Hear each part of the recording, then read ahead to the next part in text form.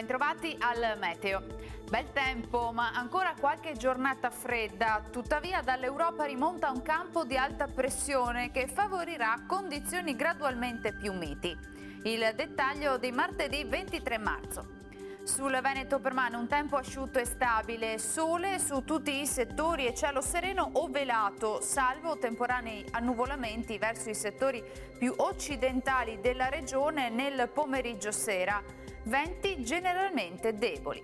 Temperature minime stazionarie piuttosto fresche tra -1 e 3 gradi, massime in aumento comprese tra 11 e 14 gradi. Ci spostiamo ora sul Friuli Venezia Giulia, dove la situazione sarà invariata con un ampio soleggiamento e un cielo al massimo poco nuvoloso, senza piogge. Temperature minime tra lo 0 e i 4 gradi, massime sugli 11-13 gradi.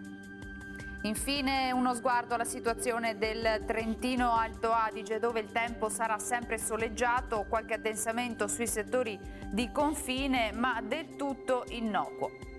Temperature minime intorno a 1 grado, massime sui 15 all'incirca. Dal meteo di Antenna 3 per ora è tutto, grazie per l'attenzione, arrivederci al prossimo aggiornamento.